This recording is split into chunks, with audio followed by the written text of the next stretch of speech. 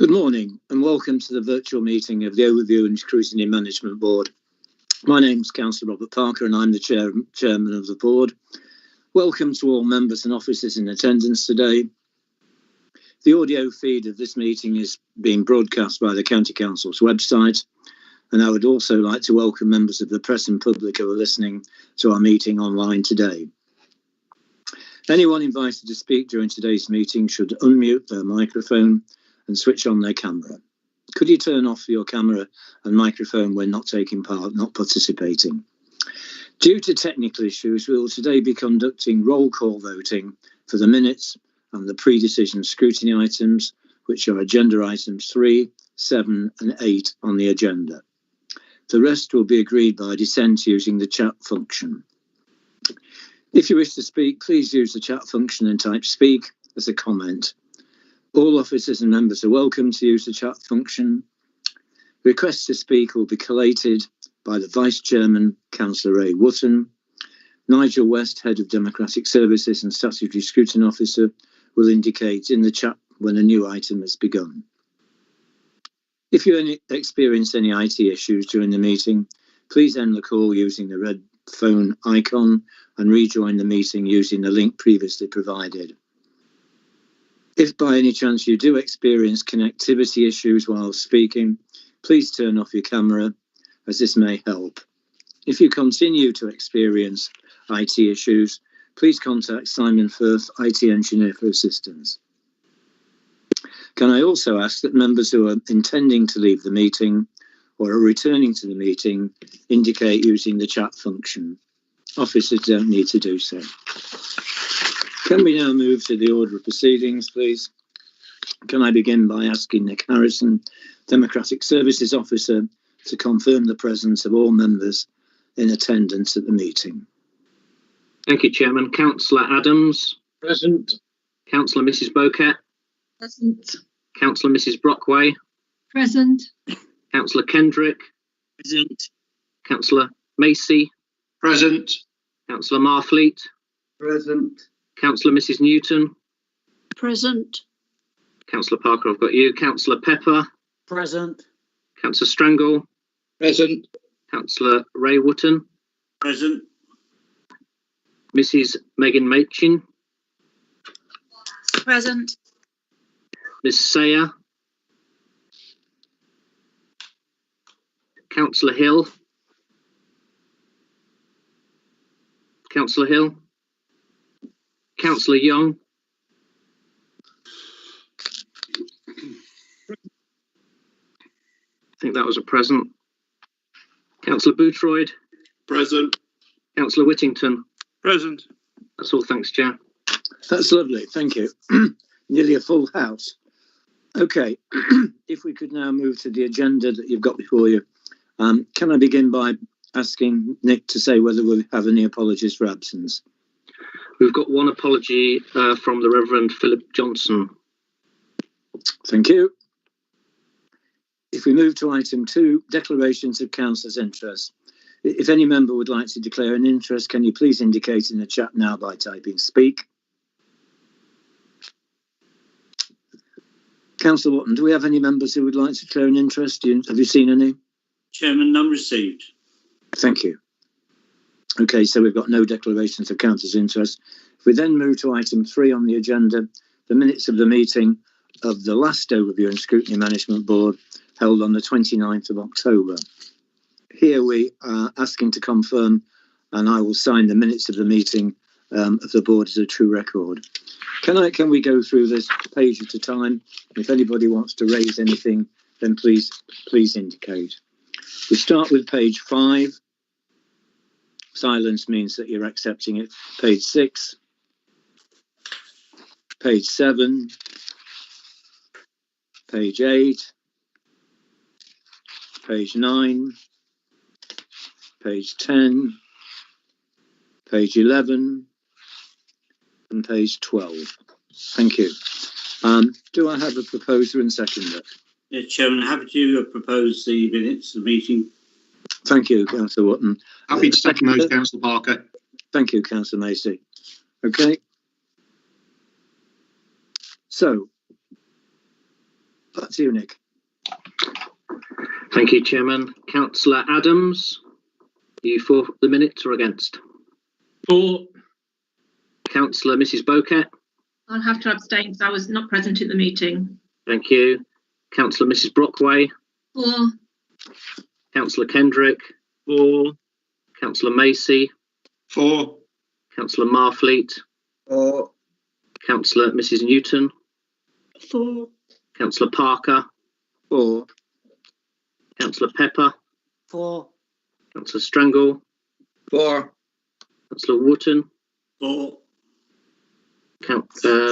Mrs. Machin. For. That's carried, Chairman. Thank you. Carried.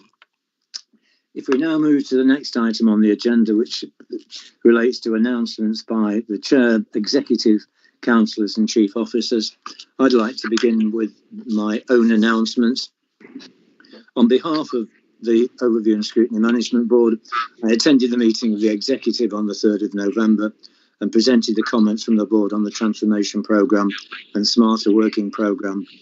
In relation to the Transformation Programme, I highlighted our comments about the involvement of OSM, the Overview and Scrutiny Committees, and the use of individual councillors as sources of intelligence. The Executive agreed that there should be more emphasis on the role of councillors as part of the programme, encompassing the one council approach, and officers confirmed this would be reflected in future reports. Councillor Raywood and I met with officers on Monday of this week to discuss the future reporting arrangements for the transformation programme to the board. We agreed that an overview report would be provided to the January and a progress report would be provided to the March meeting. Democratic Services are currently looking into an alternative date for our March meeting to enable the board to conduct its usual business before the pre-election period, which is expected to start around the 26th of March.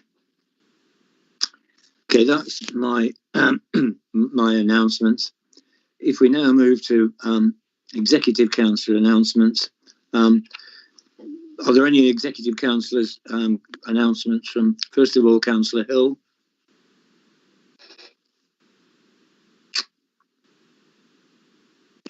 Okay. Councillor Whittington, Mark, are you able to say anything that you think that Councillor Hill would have wanted to say? I imagine the main issue of item obviously came out yesterday with the 1 year spending review. Myself, Councillor Hill, had a meeting yesterday with Andrew Crookham, Bishar Grady, Sue Maycock, and one of the items we just went through the spending review and discussed some of the likely impacts it's going to have on us. At the moment, obviously, the finance team are working their way through the full implications. I'm not sure if Andrew Crookham would want to add further on that, but obviously, as we know more, things can be worked through into our financial plans going forward. Thanks, Mr. Chairman.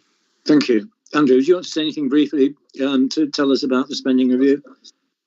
Yes, happy to add to Councillor Whittington's remarks, Councillor Parker. So, the spending review highlighted some of the things that were trailed in the press beforehand already. Things around a public sector pay freeze for next year. So that represents a variance to what we had in our financial plan, but also some more certainty on the types of funding that we're likely to be receiving next year. So there were specific announcements within there around roll forward and inflation on revenue support grants, support for further support for COVID-related funding into next year, and COVID-related losses on our council tax and business rates basis, which was positive news, but also as well slightly higher than anticipated referenda limits on council tax as well, so 2% for general expenditure and an extension of the adult social care precept at 3% for next year as well. So plenty in there to work through. Naturally, we'll, as Councillor Whittington said, we'll be working through the detail. We're still expecting, as has been normal in the last few years not to receive the financial settlement until mid-December, just before Christmas, which will give us our precise figures. But all on track to be able to bring the reports through the democratic process in January as usual. But yeah, we need to see the detail first before understanding fully what the impact is on our bottom line. Thank you. Okay, thank you for that. Thanks, much appreciated. Councillor Young, have you got any announcements? No, thank you very much. Fine. Okay, can we move on to the Chief Executive? Debbie, have you got any announcements that you want to make to us? Thank you very much, Councillor Parker. Obviously, everybody is waiting to see which tier Lincolnshire will be put in post the national lockdown ending next week. We understand that the Secretary of State, Matt Hancock, will be making an announcement in the House late morning. I take that to be about 11 o'clock, where the announcements will be made. And there will be a meeting this afternoon with chief executives and leaders across the regions, together some regional groupings, to discuss why authorities have been put into specific tiers. It isn't something that we are able to negotiate. It is something that we will be advised of. Obviously, if we hear during this meeting, we'll let members know. And obviously, we'll send round a message as soon as possible. But the local authority leader or chief executive will not be advised before the announcement in the House, because I think they want everybody to be informed at the same time. Thank you, Councillor Parker. We wait with bated breath. Thank you for that. Okay, moving on. James Drury, Executive Director Commercial. Any announcements to make to us? No announcements today, Chairman. Thank you. Okay, and Andrew, you've already had a contribution. Anything on a wider nature that you want to bring to our attention? No, nothing further, Councillor. Okay, lovely. Thank you. If we move to the next item on the agenda, which is item 5, which is consideration of call-ins. Nick, are there any call-ins to consider? None received, Chairman. Thank you. Item 6 is consideration of councillor calls for action. Again, Nick, have we received any councillor calls for action? None received, Chairman. Thank you. Move now to item 7, which is the Revenue Budget Monitoring Report for Quarter 2.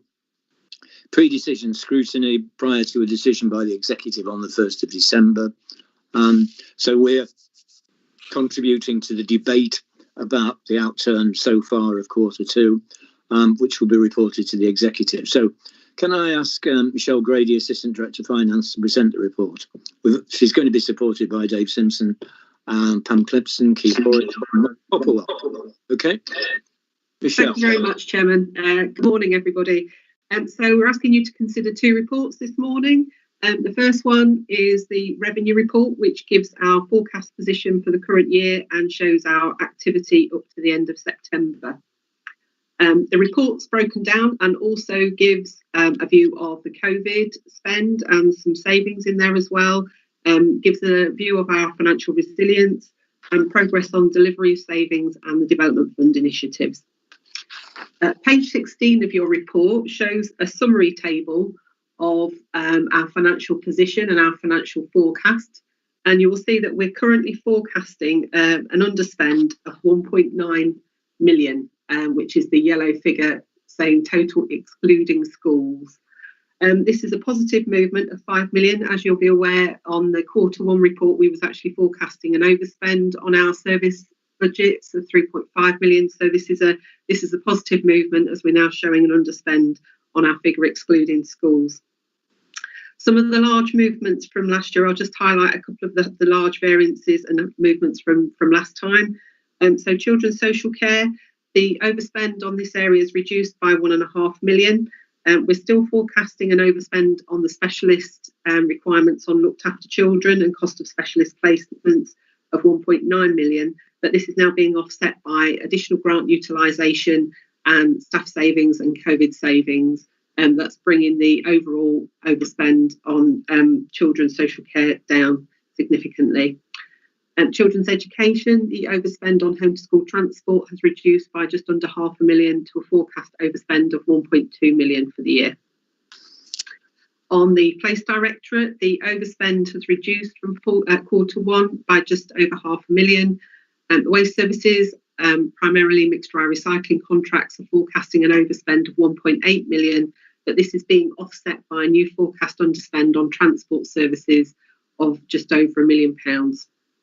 And we have a new underspend that we're reporting on other budgets, a new forecast underspend of £2.5 million, which relates to our corporate redundancy budget and a few other pay contingency budgets that are forecasting to underspend now. What's excluded from those figures that we've reported previously is an expected underspend on capital financing of £7.8 million, which will be transferred to reserves at the end of the year to smooth out the cost of our capital programme.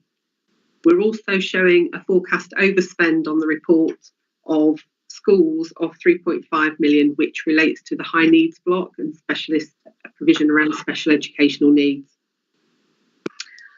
The section in the report covers particularly the financial impact of COVID. So page 18 summarises the key points around the financial impact of COVID. Each service directorate's also included some detail, which is included at Appendix K and L in the report. Actual expenditure and losses to 31st of October, we're reporting as 22.9 million, and the forecast expenditure and losses for the year is currently around 40 million.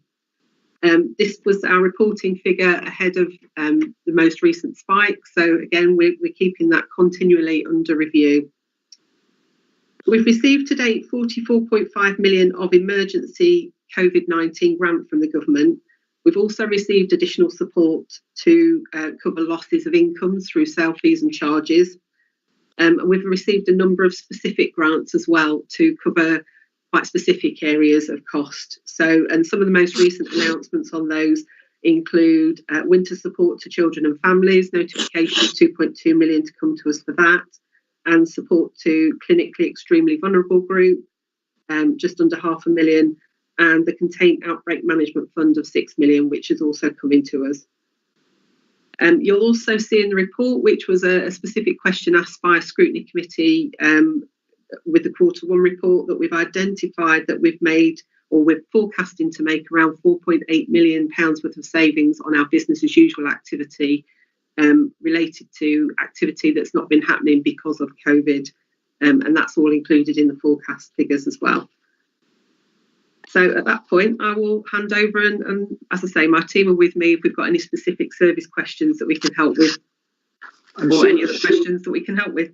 I'm sure we have, because I know that we've got a lot of chairs of committees, scrutiny committees here, and the way that the report is laid out, it does break it into children's services, etc. So because it's the current topic, COVID, can I just go back to the point you made on page 18, essentially where Appendix K shows a forecast surplus of 7 million between expected expenditure and losses.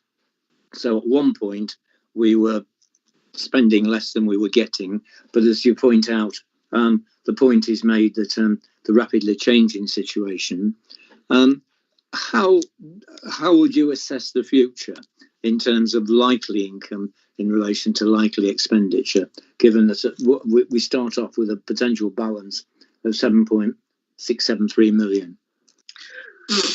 So the government, as Andrew mentioned earlier, the government have announced support going into the new year for COVID as well. So and we are expecting some costs to filter into the new year, and in Q3 we're going to be looking at that to see where we are. It's difficult to say at the moment because obviously we're in the middle of some new costs, and I think the adult social care market particularly is struggling and needing our support. So quite a lot of costs going into that area at the moment. It seemed quite positive that the government seems to be funding those areas where they know that there are particular pressures. They've also committed to supporting councils in the new year with areas of our concerns for the new year are really around council tax and tax-based losses. So where people are struggling to pay their local taxes and rates bills, what impact that has on future years. But as part of the announcements yesterday, the government has committed to support those shortfalls. So it's looking fairly okay, I think is probably the best way to describe it. It's not, we're not, overduly worried about the impact on our immediate finances. As I say, the longer term is more of a concern. But as I say, yesterday the government did announce some support to help with the future year anyway. Thank you. Thanks, Ron. Ray, who have you got on your list? I've got no speakers at the moment. Right. Well, can I just come back to this COVID issue? Because it seems from the LGA, they're saying that 4 out of 5 councils are being stretched at the moment, particularly in relation to children's services. Do we expect, as a result of, should we say, a bit of a surge, quite a bit of a surge in parts of our county, that we will come under even greater pressure with children's services? Well, you'll see from the report we're already forecasting some pressures on the children's social care budget. I think Debbie can maybe stay there. Yeah, great. Thank you very much. It might be helpful to talk to the committee about what's happening operationally to look at those particular areas of high pressure. And the areas where we have been expecting and indeed have to a certain extent seen is around higher needs and requests for education, health and care plans because of children being off school for a significant amount of time, and also the pressure around children's social care in terms of looked after children, and particular pressures with the lack of market really for children with complex needs in the independent sector. So we've looked at those 2 issues, and we are experiencing cost pressures in both of those issues as well as transport. But if I just focus on those 2 at the moment, and we have within the transformation programme, you will see that there are 2 projects within the transformation programme looking at how we transform our support around special educational needs, and also around how we better support children who are at risk of being looked after by the local authority. With regard to the special educational needs area of transformation, we're currently in the process, we have set up what we're calling a specialist advice hub, and this enables the SENCOs within schools to be able to access specialist advice early. And although again it's very early days, we are seeing that that hub is able to signpost schools to other services rather than necessarily just coming in straight away and needing an education, health and care plan. And those other services, particularly the mental health support services, are better able to meet the needs of children and young people. So although that transformation is at a very early stage, it's certainly demonstrating some positive results. And then with regard to looked after children, we are looking at a value in care project, which will again better meet the needs and match the needs of children who are looked after with their foster placement, and also looking at investing in the development of specialist, very small residential homes. We've got some capital investment to enable us to do that, because we think that the more that we provide the services rather than relying on the independent sector, the more local it is for children and young people, the better quality and the more cost effective. So they're just 2 of the transformation projects that are within the transformation programme that demonstrate what we're doing around trying to better manage the surge in activity in those areas. I think they are either on the work plan or have been to children and young people's scrutiny. I'm not too sure. Councillor Kendrick may be able to confirm, but certainly I would expect the scrutiny committee to be cited or to have it scheduled in the forward plan to be aware of those projects. Thank you. Rob Kendrick, can you any thoughts about the way that we're looking at the budget for children's services and some of the impacts? Thanks, Jim. Actually, I was just going to ask a question.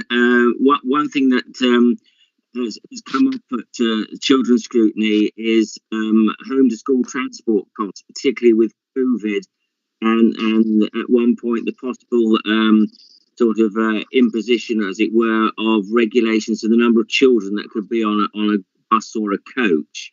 And I think that was going to seriously impact on cost, because obviously there's a limited number of buses in the county that the council could access for transport purposes. And in fact, my question was going to Michelle was whether she can update us. I know we had a meeting recently, but any more comments as regards the home to school transport going forward, as to how it's looking over the coming months.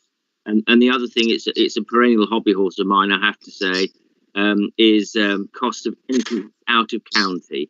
Again, where we have special needs that need to be dealt with or cared for out of county, that's an impact on budgets. And I don't know whether Michelle can add anything to what we've already heard in the committee. Thank you, Chairman. Thank you. Michelle. Thank you. Would you like me to start, and then Michelle can add to it as well? Thank you very much. So with regard to the out of county issue for special educational needs, absolutely, we want children to be educated as near as possible within their community. And so to that effect, the committee will know that we've got the building communities in terms of the special school capital programme, which is looking at investing in capital within the special schools so that we create more spaces within Lincolnshire. The more that we can create and provide the spaces in county within our own schools, then obviously the more that we can manage the higher needs budget and the pressures on the higher needs budget on the revenue. So quite an extensive capital programme. The scheme is looking at a range of expanding existing schools, investing in new schools. I certainly know that the one in Boston is progressing very well. Grantham is progressing very well. And so that scheme will enable more children to receive their education in county to reduce the out of county numbers, which is really positive. And again, I know that the committee is very well cited on that capital programme as well. With regard to home to school transport, there's two issues really. So the first issue is the immediate pressure of COVID, so that when those buses are very full, we would look to put on an additional route to be able to mitigate the impact to enhance social distancing. Notwithstanding that obviously children are able to travel within their social bubble and within their school, and the guidance requires us to put on extra provision in extreme circumstances. So it is quite a complicated picture. We have received a grant to support the cost of home to school transport. At this moment in time, we anticipate that the grant will meet that pressure. Although obviously the longer that it goes on for, we obviously don't yet know the totality of that figure. So as we move into next year, we don't know the position. But as we stand at the moment, the grant is meeting those costs. However, there is a wider issue with home to school transport, and the cost of home to school transport pre-COVID was increasing. And we expect it to increase even further because of the pressure that the market has been under. And we expect to see less competition post-COVID, if we ever get into that position. And therefore, we do think that there are some cost pressures in terms of home to school transport. So a third project within the transformation programme is actually very much to look at, are we commissioning home to school transport correctly? Can we commission it in a different way? Can we look at better connecting to the concessionary fares, the wider transport network? And so that's one of the other projects that it is at its very early stages. We have just in the process of establishing the scope to go out to tender to get some consultants who are logistics experts to help us on that. A sounding board has been established with Councillor Bradwell as the portfolio holder for children's and Councillor Richard Davies as the portfolio holder for transport, where we want to bring together the transport network and home to school transport to see if we can mitigate some of those costs which are escalated. So that's a third strand of the projects that's within the transformation programme. I don't know if Michelle, you've got anything to add. Okay, thank you, Debbie. Very much. Is that okay, Rob?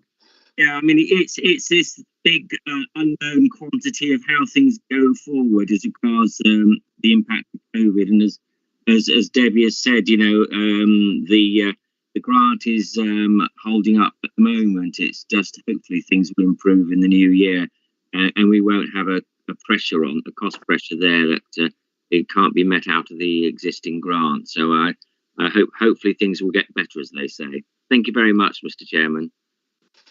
Thank you. Ray, anybody else indicated? No, none at all, Chairman. Thank you. Filling the gap for the moment while other people have a think about it. Could I raise the question of waste and the overspend, which is on page 36, for factors it seems outside of our control, following short-term contracts. Is there anything that can be done, or was there anything that could be foreseen in relation to the forecast overspend of nearly £2 million? I think, well, I can ask Keith Noyland's on the call, and I think he could probably help with some of the detail on this. But I think that the kind of key factor in this was the contractor that was doing the work previously, obviously going into administration and us needing to find somebody else to do that quite quickly. So that's been the main factor, I think, in that issue. If Keith's on the call, he can maybe give you a bit more detail about what the background of some of that overspend is, other than the contract. But there is a question about, how well do we judge the capacity of contractors' survival when we let a contract in the first place?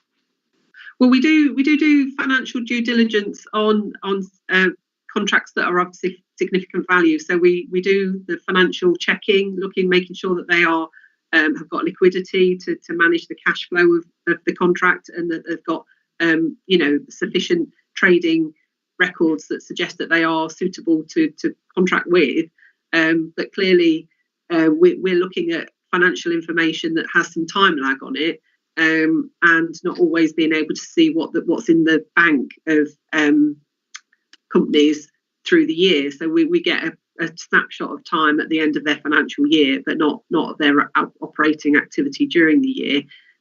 So we do what checks we can prior to, and that's part of our requisite for pre-qualification for contracting with us for those sort of size contracts. But some of these contracts have been going on for quite some time, and financial positions of companies can change quite quickly.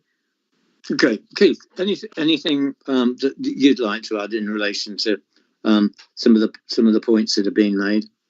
I think in terms of the contract, it's a reflection of the market rate at the time the contract was let, and market conditions. It's a very limited market with a very limited number of possible providers. So I think in terms of that contract letting process, it was the best deal that could be secured at that time. In terms of possible actions going forward to improve the situation, one of the key issues in the waste stream is the level of contamination in the recyclable material. So contamination from food waste and water, which degrades the market value of the recyclable material. And one of the things recently implemented, or to be implemented, is the separation of paper and cardboard, which is one of the more valuable materials in that recyclate stream. And by keeping it in separate collections, it avoids the contamination from food waste and other waste within the recyclables. So I think the waste stream going forward are looking to reduce that contamination and therefore reduce the processing costs of the waste stream. Okay, thank you. Ray, anything else? Anybody coming up with? Nothing at all, Chairman. Okay, can I come back to... I think Debbie wanted to just add something. Okay, there. fine. Debbie, of course. You're on mute. Sorry, to try and get through a meeting without somebody saying that to me. Sorry, thank you very much. Michelle and Keith are absolutely right. This is a really complex position because we need to work really closely with our district partners who collect the waste as well as then us disposing of the waste, hence the importance of the waste partnership. I have though asked Nicole, who's the Assistant Director in charge of this, to put together a forward plan around the sort of next 3 to 5 years about what the priorities are that we want to work on, what that would mean for the budget in terms of cost pressures, in terms of invest to save, and so that's at a very early stage, but clearly at some point that will go to scrutiny to look at what the profile would be in terms of measures to mitigate cost pressures, and measures to look at invest to save. I can't confirm the timeline of that yet, but hope that would be in the early part of next year. Thank you. Could I turn to an underspend, which is in relation to other budgets, which is about an underspend of about £1.5 million, which is explained away by the low level of restructuring taking place across the council. I can understand the general argument about we've got many other things to do than restructure, but at the same time we are going through a transformation programme at the moment, the planning and outlining. So what is it that's not happening that we expected to happen? And would have, if it had have happened, what would we have spent it on? So this is the corporate redundancy budget. So we've had this budget in place. It's part of our base budget as part of our contingencies for a number of years now. And obviously, when we go through major restructures and things in the year, it's the cost of redundancy costs and pension strain costs of people leaving the organisation that get charged to there. And it's where we need to make savings. And there's a corporate need to make savings. So we have a corporate budget to pick up those costs. It's a base budget, and clearly some years we don't have that kind of transformation as we would have in other years. And this year has been one in case that we haven't been going through that process with many of the services in terms of restructuring and reshaping the way that the services are delivered. As you've said, as part of transformation, there might be some changes in the workforce. I'm not really sure what that might bring, but that's why we keep that base budget in place to anticipate the costs of some of those transformation programmes. So not being spent this year. But so is it almost a standard amount, or is it the point I'm trying to better understand is that a transformation always involves savings? It doesn't always involve savings, but that's the predication of it, isn't it? Well, the predication is about improving service, but can involve savings as well. So you'd like to think that smarter ways of working would involve some savings, but it's about better service delivery as well. So in any service change, there is likely to be some change in personnel and staffing, and that budget is in place to support the costs of being able to do that. Okay, fine. As I say, it will vary year to year about the amount of activity that goes on that draws on that budget. So that's why we're forecasting underspend this year. But it's prudent to keep it at that level because there's always an ongoing review of service provision and service improvement. So it's prudent to keep it at that level. Okay. Does it also expect that? Is the calculation based on little or no activity taking place in restructuring in order to deliver some savings between now, which is November, and March? The forecast is based on there not expecting to be any activity that's going to draw down on that budget to the degree that we're forecasting. Yeah. Okay. Right. Thank you. Can we move on to any of the chairs of Scrutiny Committee who want to pick up any items? I presume if nobody's put their hand up, but adults, children's, Rob's spoken, highways, etc. Final chance. This is the report that's going to go to the executive as our contribution to the end of the Q2 report. If nothing, then we can move on. Chairman, Councillor Marfleet. Councillor Marfleet, thank you. Chairman, Hugo. Morning, Chairman, and thank you. We discussed these figures yesterday in adult scrutiny. All in all, I mean, without a shadow of a doubt, it's very impressive that we've maintained within budget, on target throughout this period. I know there's potential risk going forward, but to sit where we are, I think it's a great achievement. It's a credit to the organisation and partners that have all sort of teamed together to get stuck in and sort of get through this in sort of most challenging times and actually maintain sort of focus and budget. So all in all, I think it's fantastic news from adults anyway. And I think we just thank everybody that's involved with adults and public health and our partners for such an achievement. So thank you for that. That's really positive. And adult care and community wellbeing and adult frailty both are forecasting virtually spot on the relationship between the current budget and the forecast budget. Thanks Chairman, for that. Thank you. I've got two speakers now. I've got Councillor Wendy Bowkett and Councillor Nigel Pepper. Excellent. Wendy first. Thank you, Councillor Parker. Obviously, I'm Chair of Environment and Economy, but also I'd like to follow on Hugo to congratulate officers in this report because it is an excellent report. Waste, obviously, I cover on my committee, and yes, it has more, but I think because of during COVID, I think we've all been at home, and unfortunately, we have created a lot more waste. Certainly, bottle banks I see in East Indsey have been overtopping, which has created a lot of extra work for our East Indsey refuse collectors. But moving forward with the waste, I don't think that we can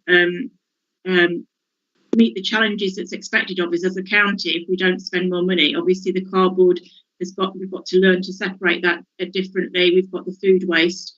But it's all exciting, and I think that the challenges that we've got coming forward, I really do think that we are going to overcome and do what we always do in Lincolnshire and provide an excellent service as we do with adults and children's and everything else that we touch. So thank you, and congratulations to all the officers. Thank you. Thank you, Wendy. Very positive. Nigel. Yeah, thank you, Chairman. Nothing outstanding to report in the grand scheme of things from fire and rescue, in fact, from public protection as a whole. So just to say, I'm happy for it to proceed to the executive. Thank you, Chairman. Thank you. Right, any further speakers? No, none at all, Chairman. Thank you. I think Okay. Debbie's just Chairman. got something to add, Chairman. Yeah, Debbie.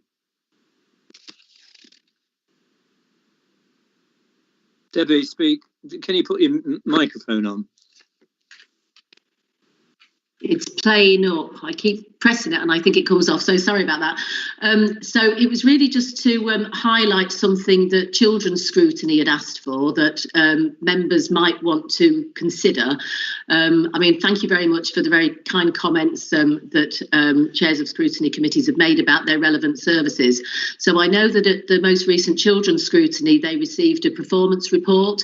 And again, I think similar to what Councillor Marfleet was saying, that they were very impressed with the high levels of performance, the high levels of budget management within very difficult circumstances. And I know that Councillor Kendrick is in the process of writing to all Children's Services staff to highlight the approval and to note the appreciation of the committee. And I know that the Children's Services staff will really appreciate that. So that was just something that if chairs of scrutiny wanted to think about, then I'm happy to get the executive director to talk to them.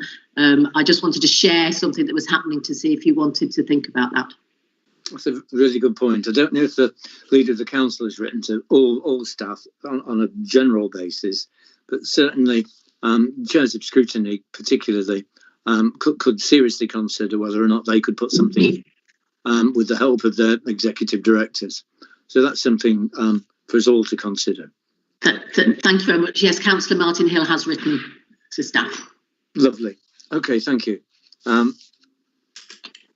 So, if we've got no more speakers, can we move then to what we've got to agree?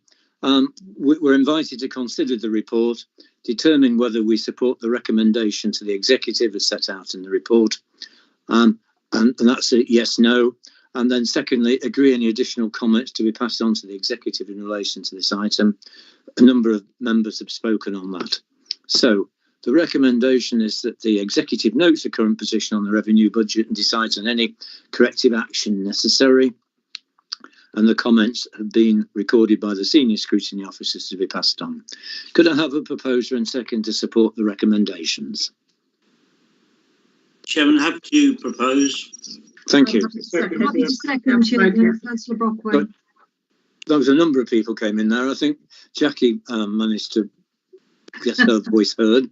So it's moved by Councillor Wootton and seconded by Councillor Brockway. We'll vote on this item now. You're voting on whether you support the recommendation of the executive and agree to provide additional comments. So over to you now. Thank you, Chairman. Councillor Adams. 4. Councillor Mrs. Boquet. 4. Councillor Mrs. Brockway. 4. Councillor Kendrick. 4. Councillor Macy. 4. Councillor Marfleet. 4. Councillor Mrs. Newton. 4. Councillor Parker. 4. Councillor Pepper. 4. Councillor Strengle. 4. Councillor Wootton. 4. That's unanimous, Chairman. Thank you. The recommendations are supported and that message will be passed on to the executive on Tuesday. Thank you. Can we now move to item 8, which is the equivalent report, but this time for capital budget? It's a monitoring report for Q2. Pre-decision scrutiny, just like the last one. And Michelle, back to you. Thank you very much, Chairman. So just a quick highlight really of this report. Again, report going to exec on the 1st of December and it starts at page 85 in your reports pack. We're currently forecasting an underspend of 5.424 million on our capital programme, which is a lower underspend position that we reported in Q1. We've had a look at the timing and the delivery of some of the programme over the summer, and been able to review our budgets and better phase the budget. So that's actually rephased some of the budgets in the programme, which has brought the underspend down considerably. The underspend relates to block schemes to the tune of 763,000 and projects showing an underspend of 4.6 million. There's only a couple of key variances that I'm going to highlight that are in this year's forecast, which are 2 of the major road schemes. So the Lincoln Eastern bypass, it's actually forecasting an underspend for this year, but with an overspend for this year of 1.8 million, but with a forecast whole scheme overspend of 8.7 million, which we need to look at during the budget setting process. And also on Grantham Southern Relief Road, currently showing an underspend in the current year of 10 million, but with a whole scheme overspend forecast of 8.8 million. The detail for the individual projects and programme are included in the appendices from 94, but happy to take any questions on individual items if the committee have got them. That's fine, thank you. Ray, have we got anybody wanting to speak? Not at the moment, Chairman.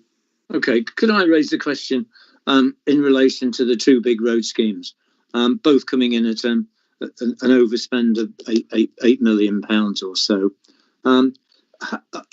2 things. One is relation to when are the projects likely to finish, and in the context of what analysis have we done to look at the reasons for the overspends. I say that because at the end of a contract, then we look back, I can't help but think about how we've managed that particular contract and how we started off and the changes that have taken place. So in a sense, it's about the analysis as much as it is about the overspend. Okay, well, I'll start and maybe Keith can come in and add anything where I'm missing things off. So with the Lincoln Eastern bypass, I think this is a scheme that's been played out over quite a number of years and had quite a number of issues that maybe couldn't be foreseen, which has impacted on the cost overall. So obviously back to public inquiry, delaying things, having to redesign some of the scheme, to more recent issues of Carillion going bust and then flooding at the beginning of the year, and obviously COVID all causing issues, if you like, and some delays in the scheme, which has added to the forecast overspend. It's probably worth noting at the moment that the forecast is just, it's a forecast. I'm not sure when the scheme's due to finish, and Keith can probably come in and give some advice on that. But obviously there's still a number of unknowns when you're dealing with contractors and dealing with things like bad weather. Still a number of unknowns that you can build in risk for, but you know, it's not always that easy to estimate what those risks might be. Keith, do you want to just give an update on what the finish time frame is for the LEB? Yeah, in terms of practical completion, it's still expected to complete this calendar year. In terms of the financial completion, I think that will take some time after that and drift on into next year because of the number of issues to resolve still in terms of compensation events, claims for bad weather and such like. So in terms of Grantham Southern Relief Road, again, this is a scheme that involves quite a number of parties in terms of risk. So Highways England, traversing the East Coast Main Line with Network Rail, and I think some of those uncertainties have caused the forecast overspend. We're just into a position where they're looking to progress phase 3. Again, Keith, can you give an update on what the timelines are for that expected now?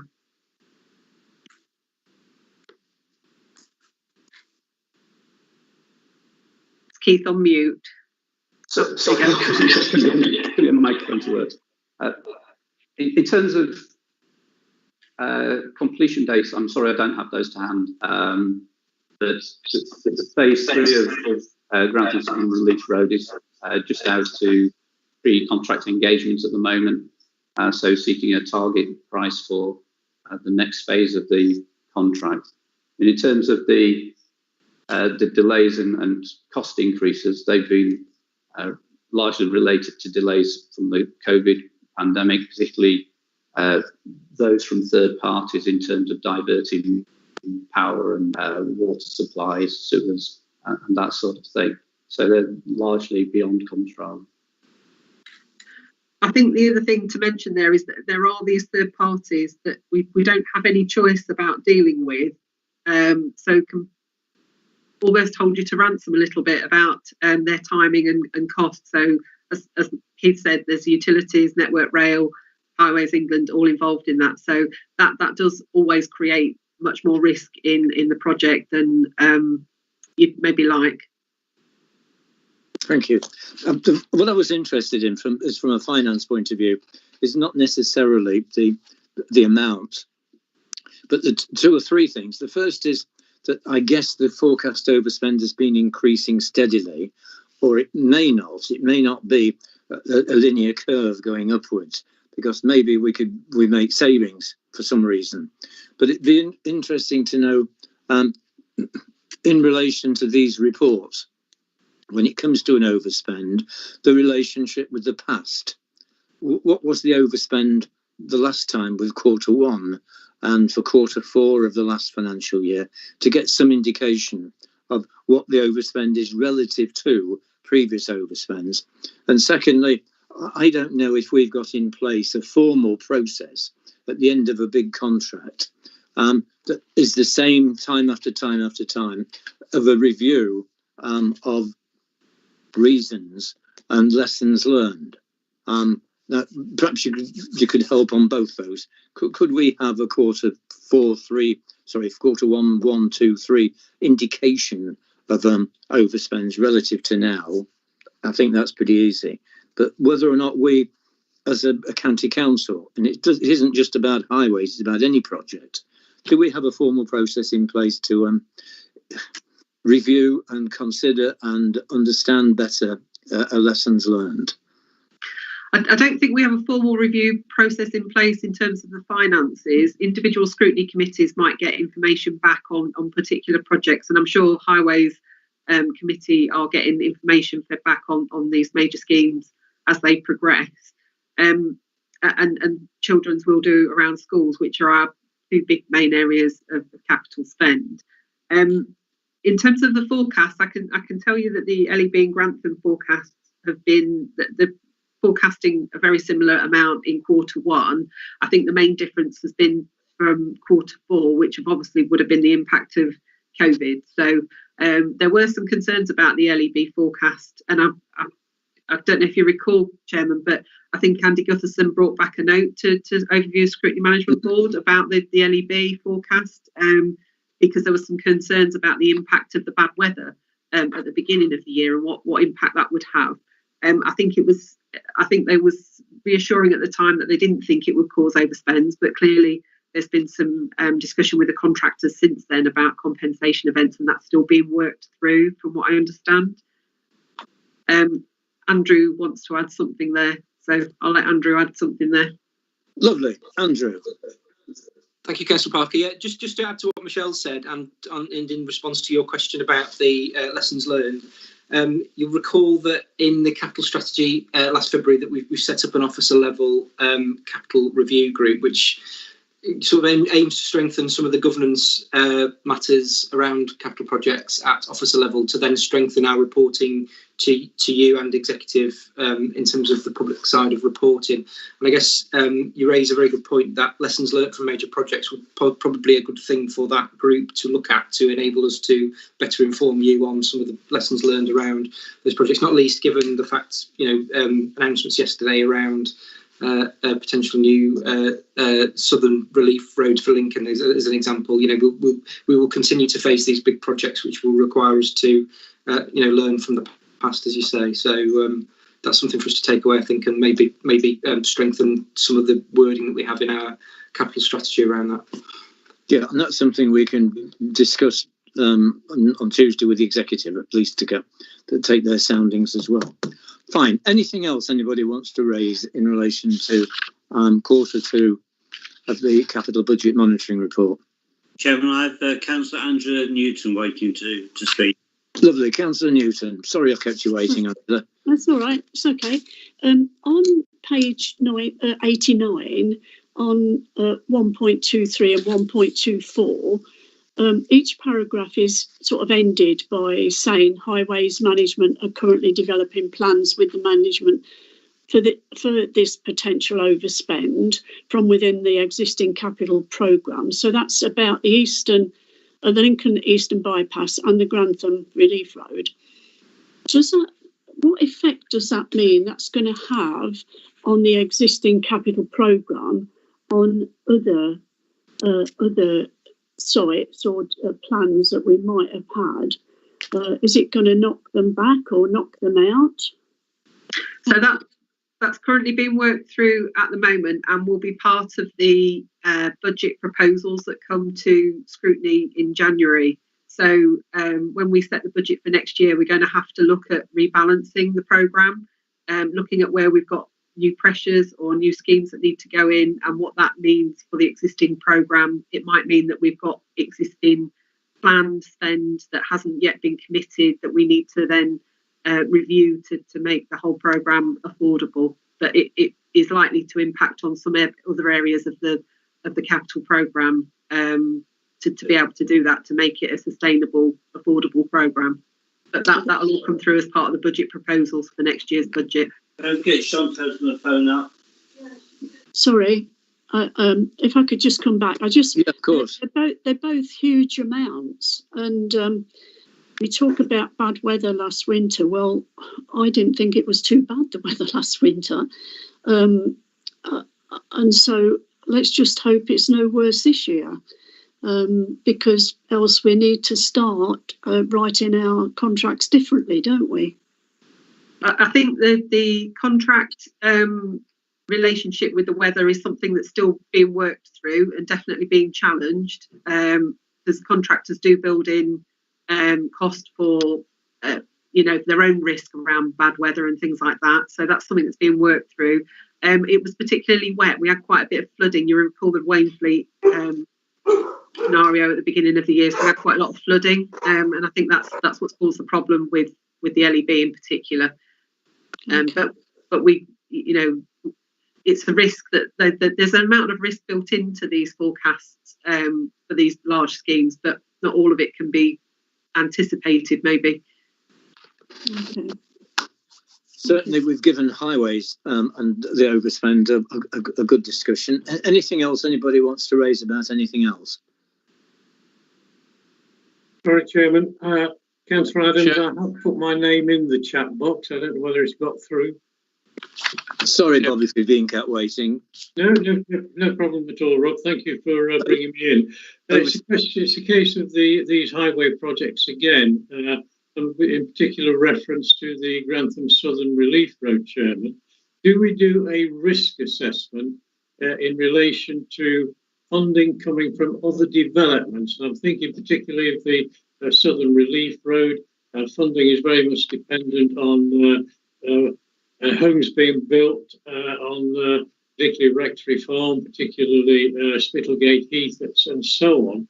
Do we actually do a risk assessment if, for whatever reason, those don't go ahead in the time frame that they're expected to go ahead?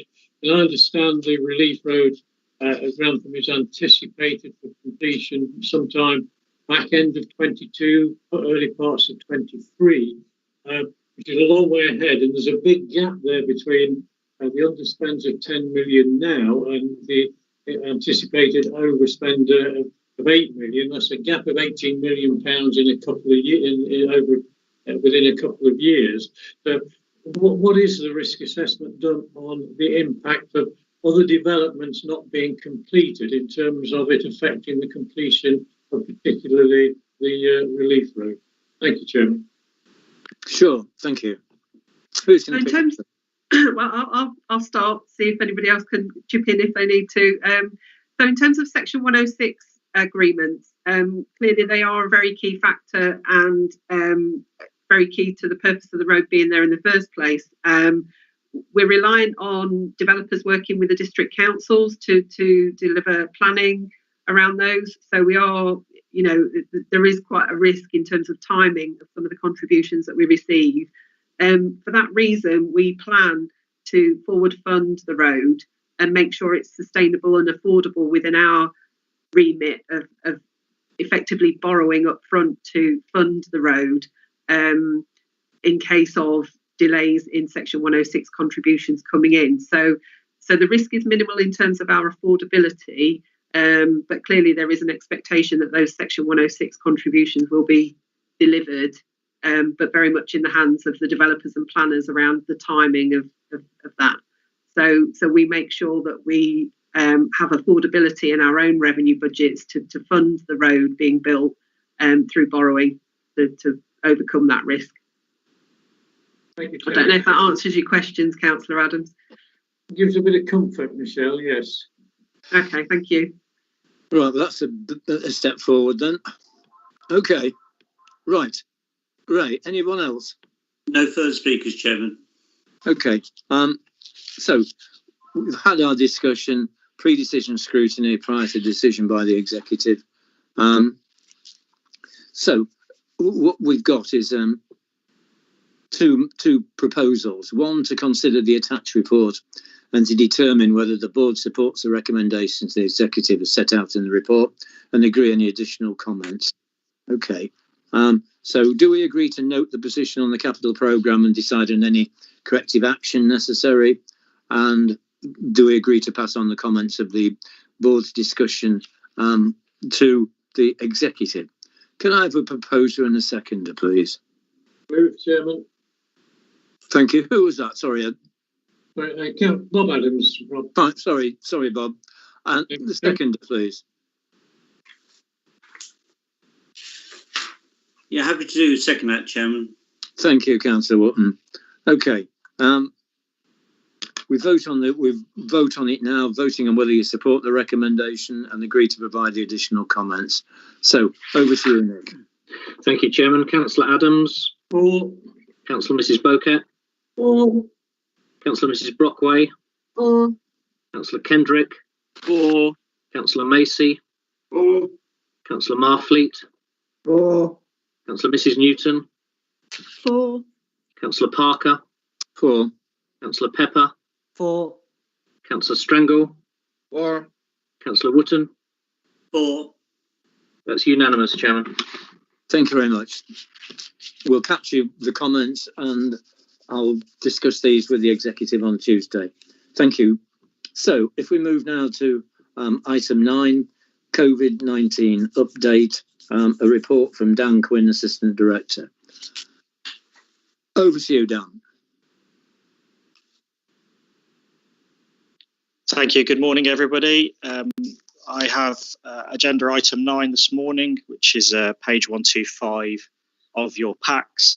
My intention is just to give an overview of the report and then give you more up-to-date information since this report has been published, and then invite any questions at the end. So the intention of this report is to provide an overview of the work of officers within Lincolnshire County Council, but also the local Resilience Forum partners. Members will recall in August where I presented a paper to the board that in reference to the diagram on page 126 around that possibility that during the first phase of recovery we may fall back into response. And on the 24th of September, that decision was taken by the local Resilience Forum to transition from recovery into response, and we updated the board in October to that effect. Now, the key part of those decisions are the R rate, and that is the rate of infection within the county. Recovery is still ongoing, although a significant resource response is focused on the current challenges. But recovery is ongoing, and Michelle Andrews will be leading the recovery partnership and the work that I've done from December 2020, moving into the new year 2021. But as you're all aware, there's been a significant increase in the disease nationally and also locally that we didn't see in the first phase. And on the 5th of November 2020, the UK government decided that we should enter a second period of lockdown. Now, the whole purpose of that is to continue with that safety message around hands, face and space. And the public health measures that we are implementing and introducing as a mitigation to the transmission of COVID-19 continue. They are mainly in the form of social distancing, test and trace, the wearing of PPE, including face masks, which we continue to push that message, particularly hard around us not being complacent and recognising the increase in infection within the county. So moving on to the latest data on page 127. Apologies, this is now 2 weeks out of date, but I have the data in front of me from yesterday's Common Operating Picture, which is a snapshot produced for the Local Resilience Forum by the multi-agency information cell. And the starting with the total cases were 14,783 for yesterday. That was a 118 increase on the day before, and 1,990 on the week before that. So if you reflect on where we are in total positive cases, which is the table identified on page 128, where it states 11,327. We, as of yesterday, are 14,783, which is an increase of 3,456 positive cases since I produced the latest data in this report. The reason I labour that point is not to kind of go over the figures, but just to kind of demonstrate to the board the significant increase in activity that we're seeing in terms of the infection within Lincolnshire. So it's really to provide that context for members that we have seen a significant increase since the production of this data. Now, it's not all bad news. The rolling 7-day average of cases is 284 per day for the last 7 days. And we're seeing that as a reduction of 33 cases on yesterday's 7-day rolling average. And I think it's fair to say that that Professor Ward, the Director of Public Health, who is providing us his very professional opinion on the behaviour of this of COVID-19, we are seeing a flattening of the curve and actually a decrease in numbers in some areas within Lincolnshire. If I look at today's data, which has been produced, I think a couple of members were talking about it earlier, the county level rate for today is 241 per 100,000, which is based against the national average of 230 per 100,000. So we're slightly above the national average, and there's three key areas that are still of area of concern, and that's East Lindsey with 333 per 100,000, and Boston at 404 per 100,000. And Lincoln, this data unfortunately is 24 hours old, but Lincoln sits at 326 per 100,000. So they're the kind of three key areas that we're focusing our efforts with district councillors and partners across the LRF.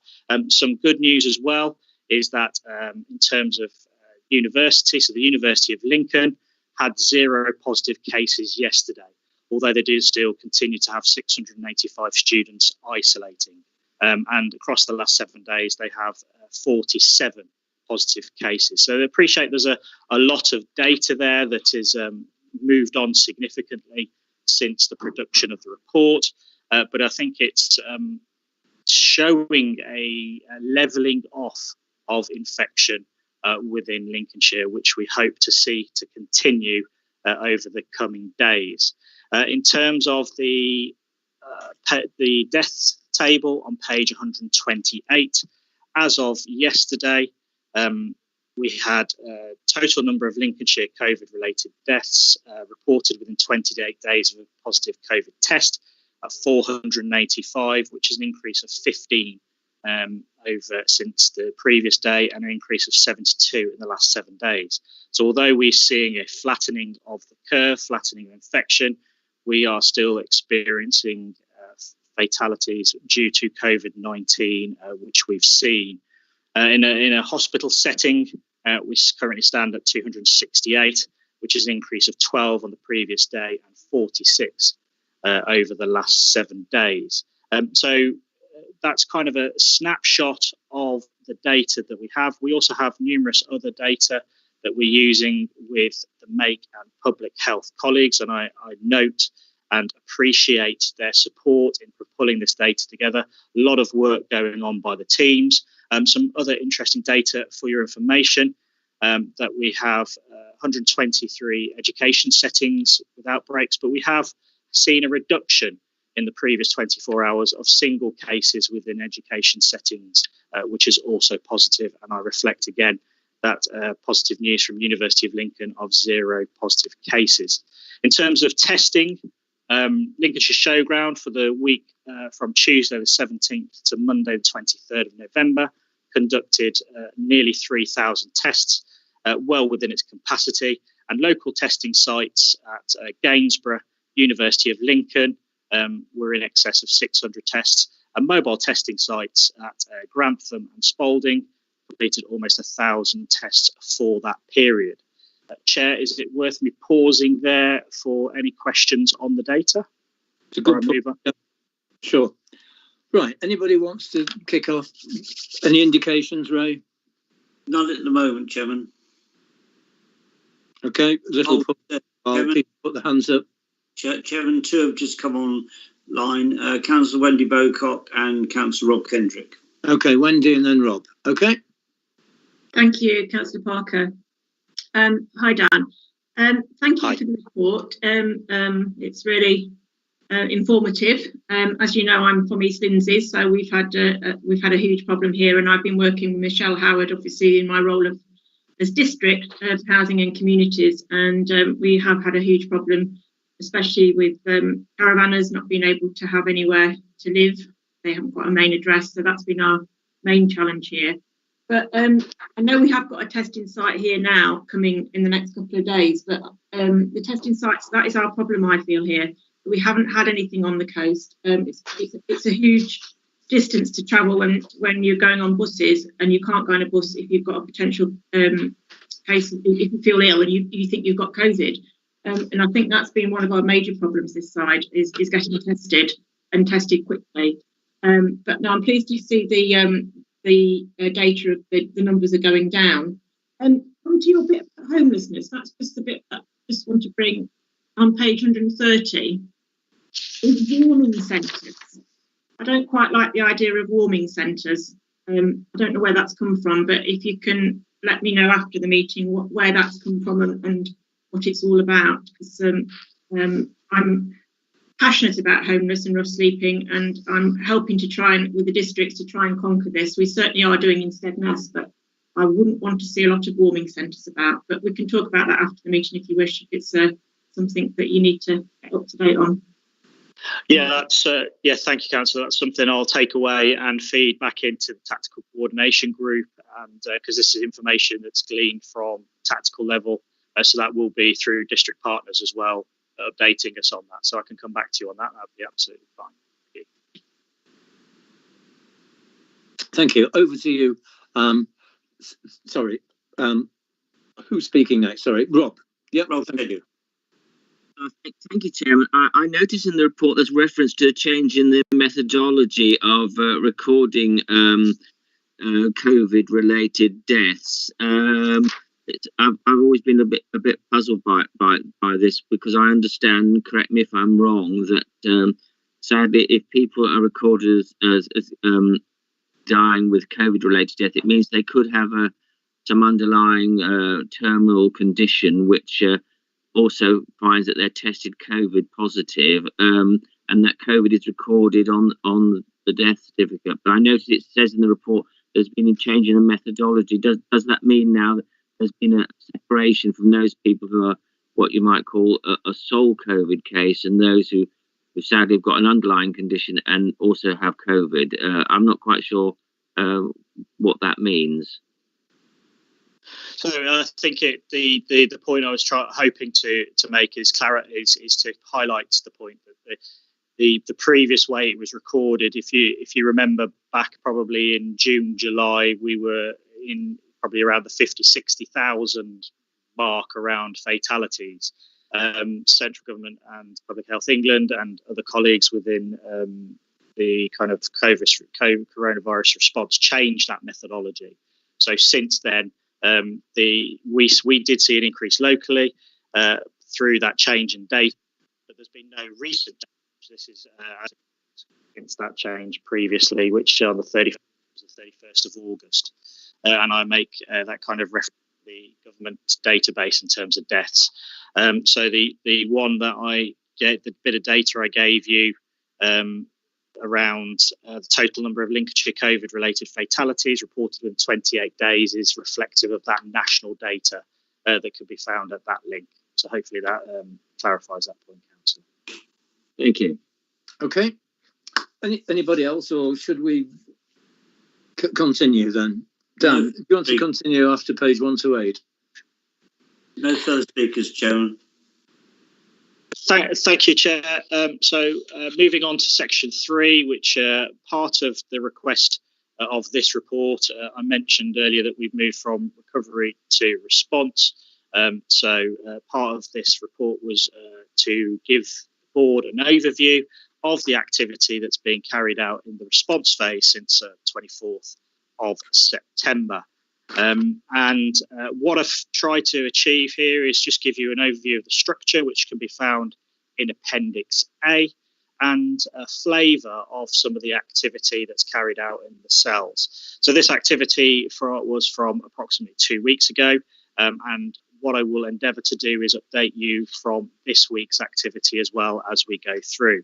So starting off with the multi-agency information cell, members will be familiar with the report that was published in August. A lot of key data that the team pulled together, either reflecting on the past couple of weeks, or on some occasions hoping to provide foresight to the Partnership of Lincolnshire, making sure they have a view of emerging trends and issues. So in terms of the work that's been carried out this week by the MAKE, they continue to produce a foresight report, which if any of the members would wish to have that shared with them, please let me know and I can forward that request to the multi-agency information cell. The reason I don't share it here is because obviously there is some sensitive information. But one of the things they have highlighted this week is the comparison around neighbouring authorities as of the 20th of November. So these figures are slightly out of date, but they give you context in terms of partners in the region and how they're getting on. So Hull, we're at 512 per 100,000, North East Links at 414, North Links at 382, Leicestershire 292, Derbyshire 230, Notts 222, and Norfolk 105. I appreciate I've rattled through those, but it's just to give you that context of where we are in the East Midlands and the data that I've shared with you previously. So moving on to the bottom of page 129 is around System Coordination Centre. For those who aren't familiar, this cell cooperates and coordinates local systems response to COVID-19 outbreaks. And they this week are focused on the clear increasing risk around the over 65s in the areas that I've described earlier around East Lindsey and Boston. And we've heard Councillor earlier talking about those concerns with that demographic. In addition, the System Coordination Centre support local contact tracing cases. Now, the initial analysis or the initial proposal was to deal with contact tracing cases based on 300, about 30 per day. But the System Coordination Centre are receiving 60 to 70 per day, and this is over the weekend as well. So work is being done on resourcing with the possibility of increasing staff on the team and putting some extra work in place before the Christmas festive period begins. So System Coordination Centre working hard to coordinate our local tracing efforts. Moving forward onto health and social care, within page 130, Commission Service Cell and homelessness are two areas that I've highlighted. The Commission Service Cell continue to work through the mitigation of staff absence within the home care sector, and that's something they continue to focus on. And also we've mentioned the homelessness issue that continues to be a focus with district partners who continue to, on a daily basis, to find accommodation for rough sleepers in bringing them in during the lockdown and the longer winter period. In addition to that, we see the change, the change to the homelessness issues around the moratorium of evictions will help minimise the homeless presentations for the coming few weeks. Moving on to the vaccination cell, the vaccination rollout on page 131. Very rapidly changing picture for the vaccination cell, which is kind of led and is led by the NHS in terms of providing that command and control, and the LRF and partners across Lincolnshire leaning in to support the NHS where they can. You will have seen from the news further information on Friday around some of the uncited restrictions around the Courageous, the Pfizer vaccination, where that has meant a change in the approach of the vaccination cell and how they roll out a roving model to support the vaccination work within Lincolnshire. But positive news is the further Oxford vaccine that was announced last week, and the efficacy data that shows if there's a half dose and a full dose, that they achieve 90% efficacy, which is really positive given the way that it needs to be stored, that vaccine. So we hope to see a rollout of that vaccine in late December, which is positive news. In terms, moving on to the bottom of page 131, in terms of the community and volunteer cell, you can see that they are still maintain a focus on the most vulnerable, and actively mobilising volunteers and community groups to help Lincolnshire.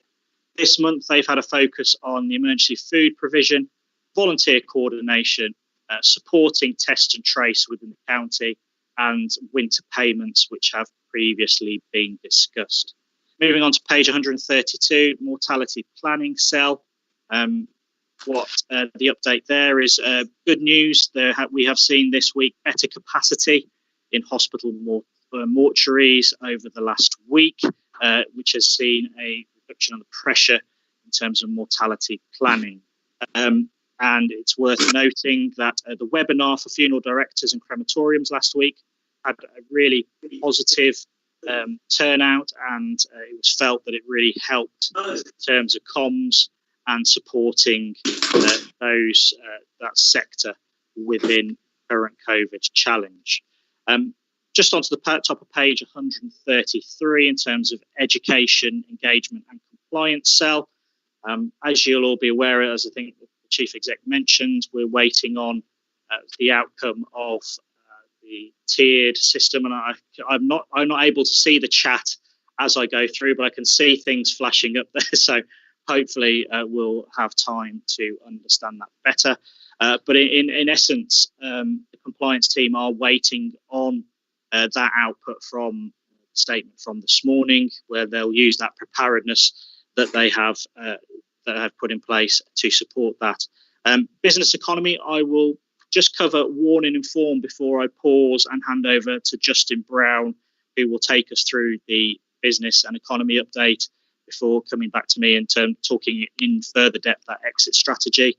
But in terms of warn and inform, they continue to reiterate those messages of hands, face and space, working with the NHS around vaccination communications. And it is a really critical phase for warn and inform as a plethora and overwhelming amount of information comes out about the tiers. So, Chair, I will pause there for any questions before handing over to Justin for a business and economy update. Lovely. Thank you for that, Dan.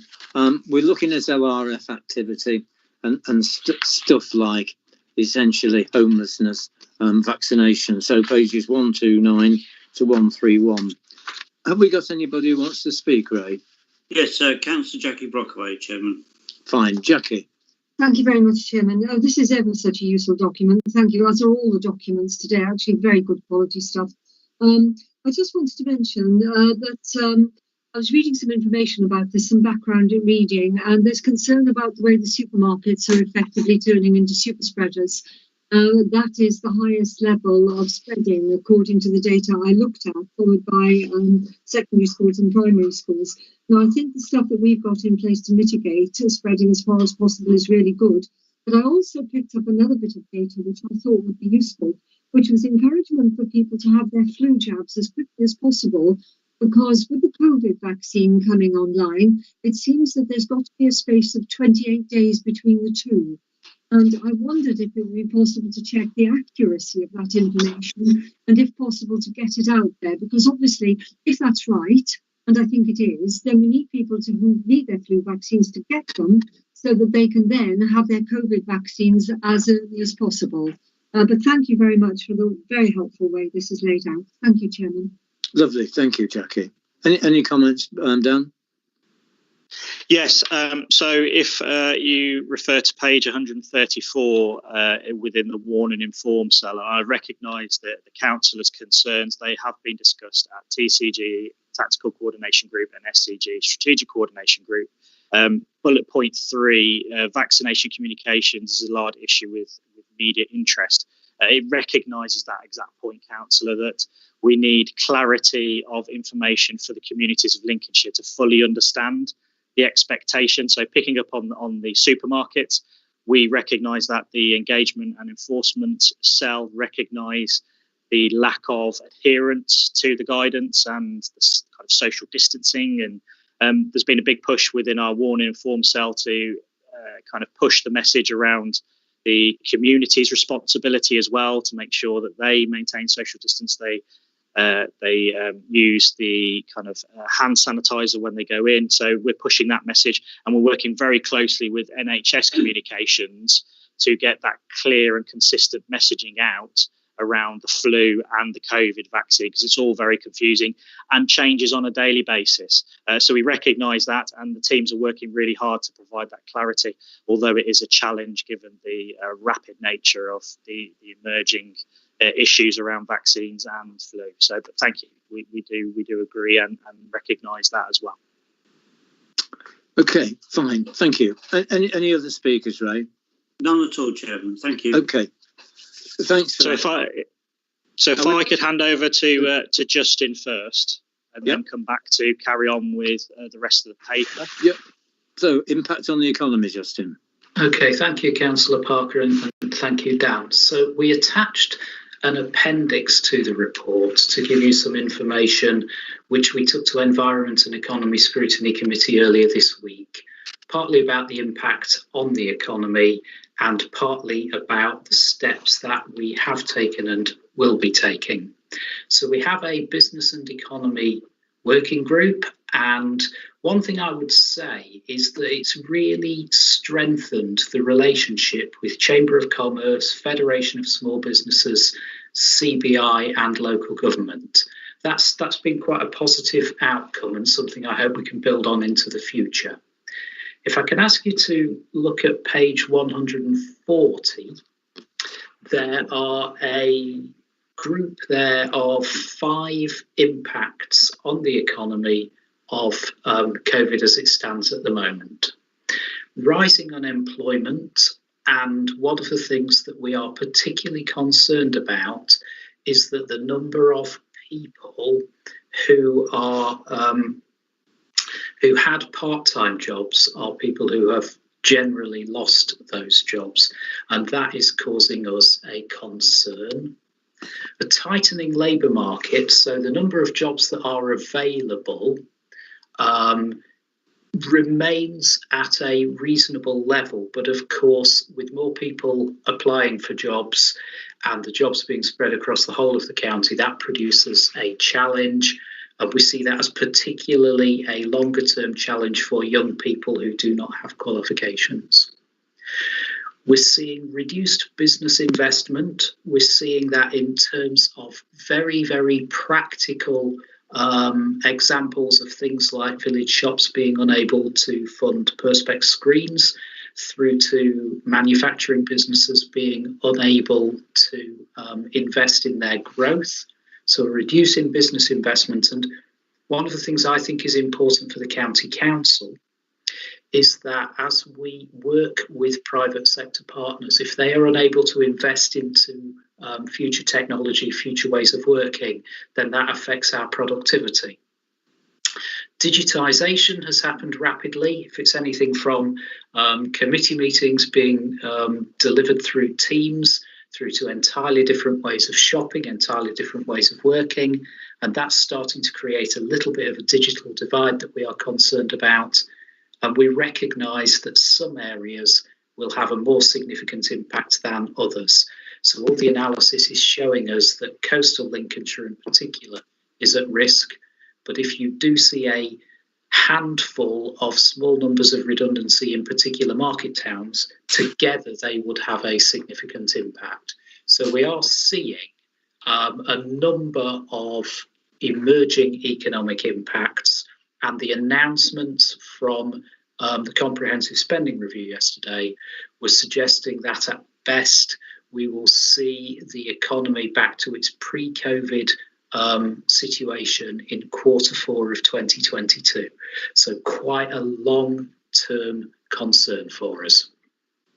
In terms of activities so far on page 141, we've provided a great deal of information for businesses, and ourselves and the district councils have provided a heck of a lot of finance to help businesses to keep going, but also to invest in the future. And I think 2 things I'd reflect on, given that the tiers are being announced today.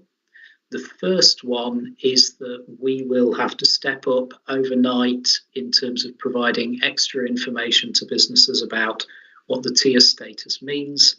And the second one is that there is a significant amount of work taking place with government officials asking us for real-time information about what's happening within the economy, which is very valuable, but at the same time is a strain on the team. In terms of a mid-term recovery plan, we've worked with the LEP on a plan which is described on page 141, and which sets out some big longer-term priorities based very much around the county's strengths and around a long-term investment plan that we hope the government can support us with. But we are also very clear, and I go back to the point I made about the short term and the Office of Budgetary Responsibility indicating that Q4 2022 is when we would hope to get back to pre-COVID situation, that therefore there are some things we may need to do differently in terms of the economy. And those are described on page 142. And we had a good discussion at the Environment and Economy Scrutiny Committee earlier this week. And really what we did was take each of the 5 issues that I've just described to you: rising unemployment, tightening labour market, reduced business investment, etc., and discussed ways that the council can adapt services to try and respond. And the discussion included things like additional work to promote self-employment, particularly amongst young people. It talked a lot about buy local systems and about seeing whether the public sector's procurement can be used to drive as much funding into local business as possible. It talked about working hard on ensuring that colleges and universities can provide as much digital learning as possible to all students. And it talked a lot about driving high street footfall. So those are things that we will take away from the Environment and Economy Scrutiny Committee and start to look at how we adapt our services and bid for funding to address. So those are the 4 things I wanted to cover, if that's useful, Councillor Parker. Quick overview of the impact, a quick overview of what we have been doing and what we expect to do over the next few days, that mid-term plan, and then, of course, the point that really we've got a 2-year window in which we need to be thinking very short-term and providing some significant support to businesses, communities and individuals from an economic perspective. Thank you. Really, really good. Yeah, and I'm sure the Economic and Environment Committee benefited yesterday. Who wants to ask anything of Justin? Chairman, I've got Councillor Jackie Brockway to speak. Lovely. Jackie. Sorry, no, Chairman. I spoke before. Thank you. I haven't put my hand up again. Thank you. Sorry. Anyone else, Ray? No further speakers, Chairman. Okay. Can I ask a question in the sense of knowing just a tiny bit about another subject area, because I was on the Brexit working group, which you contributed to hugely. And I don't want to muddy the waters, as it were, but in terms of economic impact of COVID, I wonder to what extent, as we move towards the 31st of December, some of these real challenges, rising unemployment, tightening labour, reduced business investment, rapid digitisation, localised impacts, all of which are important. To what extent have we taken account of, or is this report neutral on the different sorts of Brexit that we could actually achieve? In other words, rising unemployment would go up more, it could be argued, with a no-deal Brexit. And I'm not making that point, but tightening labour market and rapid digitisation, if businesses aren't losing markets, then they're going to have less money for rapid digitisation, for example. So to what extent does the overlapping issue of December, the end of December, with both COVID and a Brexit? Can you give us some indication of what you think on that? Yeah, certainly. The analysis about the economy is based around that overlap as you describe, because we recognise that change will take place, whatever that change will look like. One of the main challenges that we have had in terms of Brexit and the economy is that the business community have found it extremely difficult to plan, mainly because they've been very preoccupied with COVID, but also because they are waiting to see what will happen. There was a survey done by one of the national business agencies recently, which suggested that only 4% of their members had a Brexit plan in place. So one of the things that we have been doing is trying to push hard on the Brexit transition support that we operate through the Growth Hub, which is our business advice service.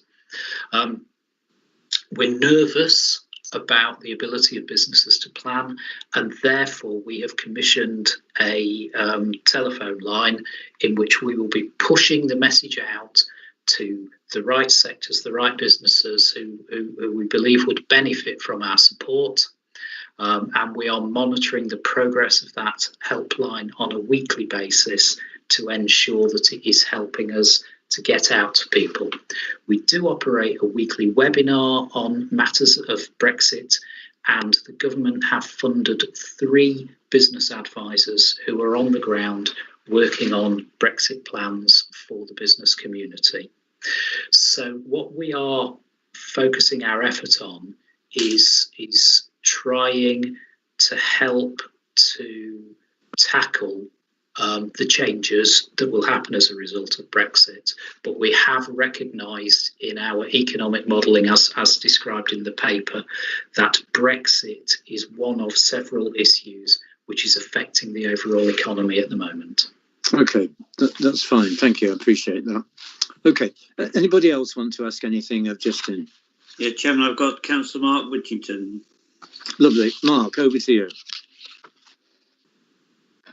Thank you, Mr. Chairman. Excuse me, but I've just received all members, I think, have just received an email from Councillor Hill. The tiering has just been announced. Lincolnshire, or the whole of the county, is into Tier 3, which is the very high tier. So all of the Tier 3 restrictions will apply once we emerge from the present national lockdown. Thanks, Mr. Chairman. Thank you. Thank you for that, Mark. It's not good news, is it? Certainly. Okay, so we're back to Dan. Thank you for that, Justin. It was really, really good. Thank you, Justin. So, in mindful of the announcement that Councillor Whittington has just shared, section 4, which is found on page 135, spoke when I drafted this, was kind of trying to visualise what the exit strategy would be post-lockdown. The Prime Minister's announcement to Parliament at the beginning of the week, and now confirmation the whole county is in Tier 3, is something we were working towards, planning towards, hoping that it wouldn't be the case, but preparing for the worst. So the Tactical Coordination Group have been reviewing their plans of what a Tier 3 lockdown, a very high lockdown, looks for Lincolnshire. So partners will now continue to review their plans in the latest information around Tier 3. So not wishing to labour the point any further in terms of exit strategy. Does anyone have any questions on that before I move on to conclusion? Ray, any indications? Anybody putting their hand up? Not at all, Chairman. I'll pause for a moment just in case. No. Okay, Dan. And I appreciate that's breaking news, but if I can assure members of the board that it's something that we did here within the LRF, within the strategic and tactical and partners across Lincolnshire, started to plan what a Tier 2 or Tier 3 would look like for us. So now we have that assurance of we're entering Tier 3 from the 2nd of December. That will allow us to firm up those plans and communicate not only with yourselves, but the rest of Lincolnshire. So just in terms of the conclusion, I think I've said previously when talking to the board, it's a fine balance, our continued response between the health and the kind of health and of COVID-19 and to protect our communities, whilst responding to a wide range of challenges from across the county. And that is also in recognising any concurrent incidents that may happen.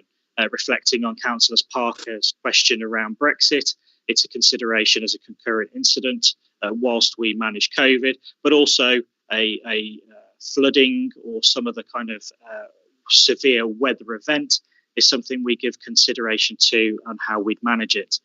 My final point is just to reflect on the paper, Chair, is I feel like the paper is almost a disservice to the board, because by the time it's published, and we've seen by my update today, it's almost 2 weeks out of date. So I don't know whether there's a conversation about a verbal update for future meetings that would be more accurate. I know officers are keen to engage with members, keen to engage with the board, but provide up-to-date information in a rapidly changing environment may be of more use for the next couple of meetings. So happy to take any questions. Yep. Questions? Any questions coming up, Ray? None at all, Chairman. Okay. Right, well, there's two things. The first thing, and it's pretty important, given that this is Dan's last meeting, can I just, on behalf of the board, thank you most sincerely for your work as Assistant Director of Corporate Recovery.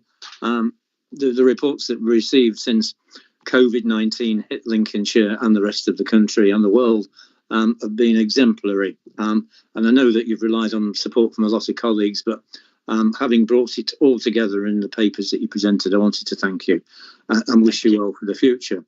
I also want to ask, pass on, Michelle Andrews is in attendance. Will be taking over Dan's role when you leave next week. But thank you, Dan. And Michelle, that's the act that you've got to follow. Simple as that. I do think that it's a really relevant point about Dan and verbal updates. So a report that sets out in broad terms a structure, it seems to me, about the important areas to be covered, to which you can then tell us about on an up-to-date basis as opposed to a 2-week basis, particularly because we're going to be in tier 3. So what we've got to do as a board is to consider the report and provide feedback, which we've done, and secondly, agree a future reporting requirements back to OSMB to monitor progress. Given the fact that we're in the highest level possible, it just seems to me that we need to have reports every month to keep up to date. The process that Dan set out seems to me to be one that reduces the time it takes to write the very detailed reports. So if you could think of a structure very similar where we can have updates in relation to each of the important key areas, that would be good. Okay. Yes, I think the key areas would be the data to give you up-to-date figures, which I've worked on this morning, and an up-to-date overview of what the cell activity, the key activity is, whether that be vaccination, warning and form, just to give members a feel that we've got grip on the incident, and any information that they might want we can provide after the meeting if it's specific to their areas.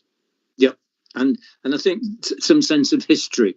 When I say history, I mean capturing each time, not just where we are at the moment, but where we've been, because it seems so long ago, going back to March, that we don't have an indication of how far we've come in the progression of the of COVID, but also what we've done in terms of expand. So that seems a good way forward. So what we're asking members to do is to agree that future reporting requirements that Dan set out, so that we can monitor the progress of the council's recovery. So I'm asking us to indicate whether or not we agree with that proposal, that we've considered and reported and provided feedback on the points, and we've agreed future reporting requirements into OSMB on a monthly basis. Is that agreed? Can people, members of the committee, indicate?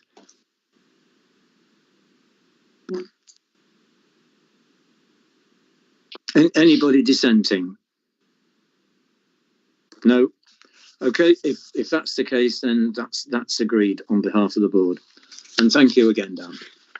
No, thank you, everyone. Take care. Okay, thank you. And we move to the final substantive item, which is item 10, Treasury Management Performance for the quarter 2 to the 30th of September. As usual, Karen Tong, Treasury Manager, will present the report, but supported by Michelle Grady, Assistant Director. Karen, welcome. Thank you, Mr. Chairman, and hello, everybody. I don't know if you can all hear me. My screen's gone a bit weird, but I'll proceed on the basis that you can. Good, thank you. Yeah, I'd like to present my management performance update report for quarter 2 to the 30th of September. This starts on page 153 of your pack. This comparing to the an activity to the Treasury Management Strategy that was set and approved in March, as usual. And as usual, I'll just go through the main areas of the report. The detail that I'll be talking about is all in the appendices to the report that you can look at. So starting with the interest rates and the economy, the strategy in March, we were forecasting short-term and long-term rates to moderately rise by no more than 0.25 in this year, and by no more than 1% in the next 3 years. This forecast was set before the impacts of the COVID-19 pandemic, and it was also set assuming that an agreed deal on Brexit withdrawal would happen. So if I can refer you to the graph on page 159 in Appendix A, you'll see what's actually happened to short-term and long-term rates over the period in question, and you can see that they've remained fairly flat in all areas, having both been cut first in late March. The Bank of England is not expected to move base rate for a considerable time. You can see that in the forecasts from Link, our Treasury advisors, on the bottom of that page. That base rate is predicted to remain at 0.1 till March 2023. So, you know, considerable length as the impacts of the economy play out from COVID. Just mention again that we're not expecting to see negative interest rates. They've been ruled out for the time being. I think the government is going to tackle monetary policy by quantitative easing rather than turning rates negative. That's our latest forecast. You can also see that there's little movement in long-term rates from that forecast.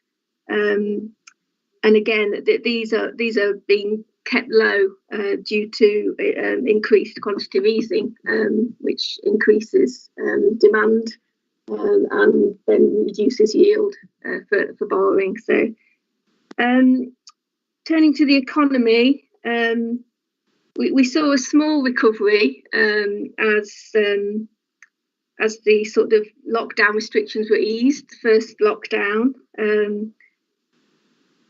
Key figures sort of bounced back slightly in all areas.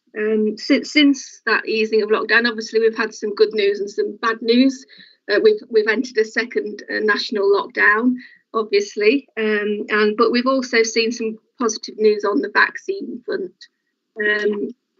So to bring you up to date, really, with the current position, I'll just emphasise what was said by the Chancellor yesterday in the spending review, the latest predictions.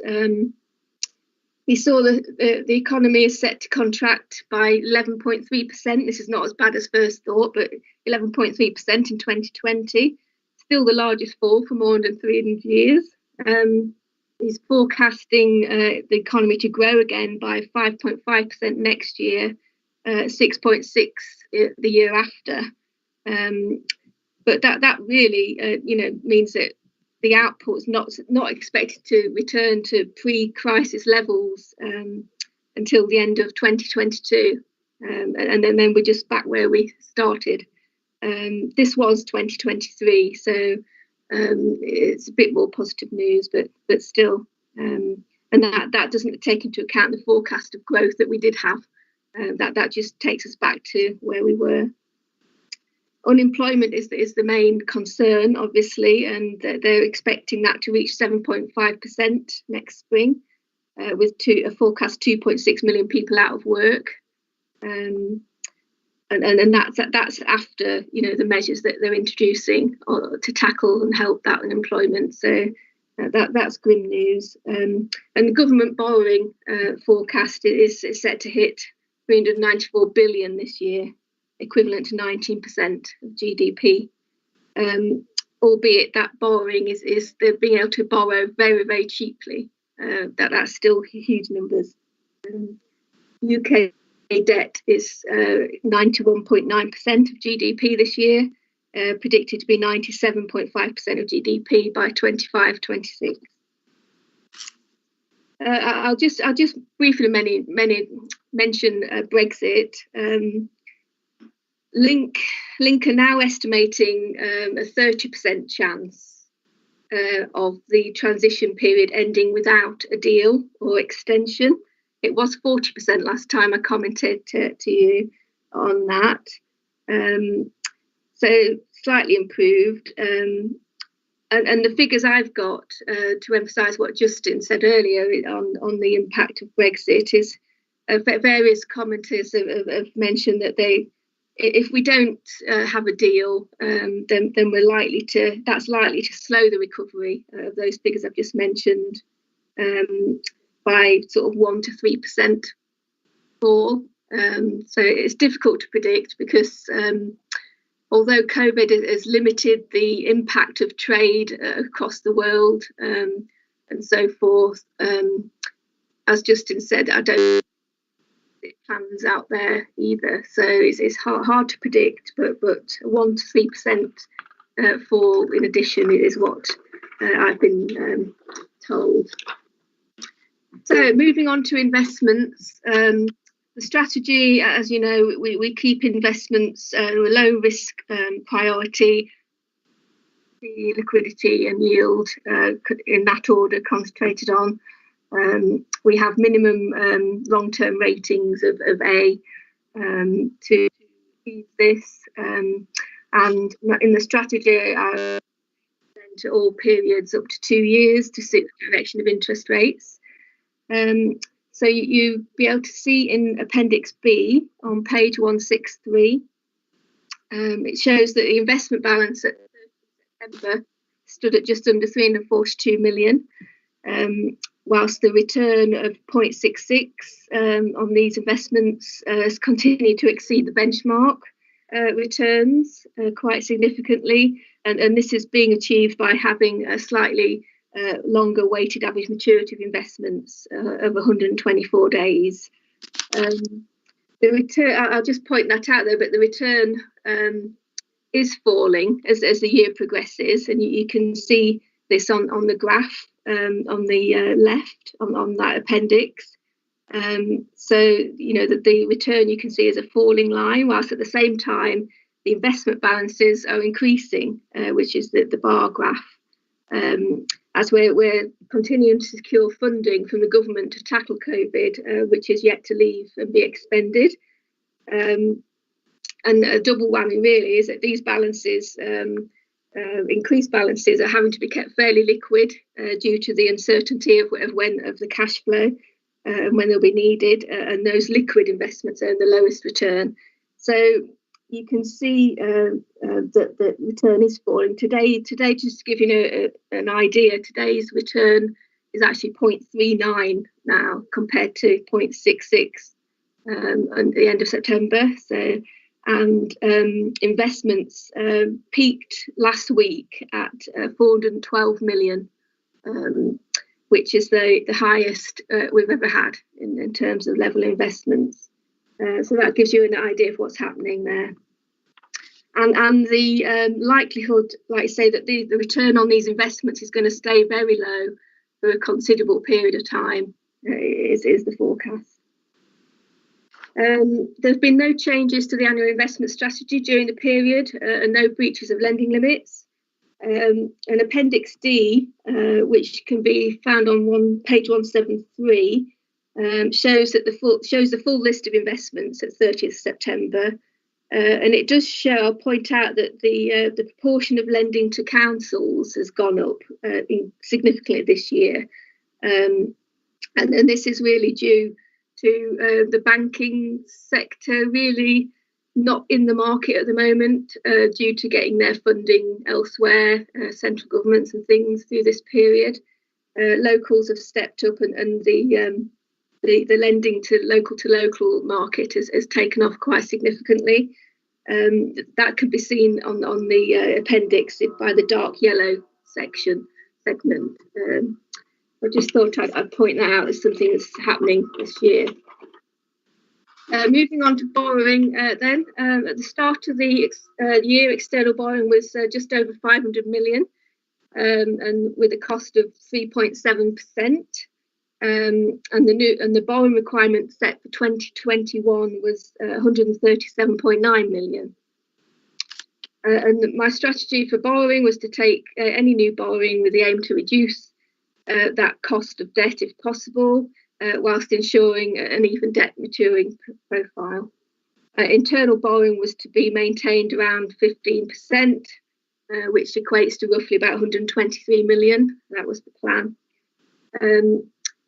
If you turn to page 181, Appendix E shows that this borrowing requirement has been reduced quite significantly and due to carry forwards, rephasing of capital programme, estimated underspends and also an increased allowance for internal borrowing. And so it's been reduced to 21 million, just under 21 million from that original 137. Internal borrowing has been increased to around 20%, which equates to roughly about 160 million in an attempt to keep the cash balance reduced. Because this is twofold really. It reduces counterparty risk of lending investments and also reduces the borrowing interest costs. So there's two benefits there of doing that. It's a bit of akin to a mortgage, where if you're not earning any interest on your cash, but you're still paying higher for your mortgage, then the sensible thing to do is to pay off your mortgage with the cash that's not earning you anything. And then it's an analogy to put this. So that's what we're trying to do here. And as Michelle mentioned earlier on in the day, that is having an impact on capital financing charges, where those are reducing in underspend. So the appendix also shows that we haven't taken any external borrowing yet this year, and this was because long-term rates were forecast to not move. And also we were waiting for the response from the PWLB, the government on PWLB consultation, where there was a hint that they were going to reduce rates. So we haven't taken any of that 20 million yet. But after that, it's estimated that long-term borrowing balance will end the year now at 507.9 million instead of the 618 that was in the strategy.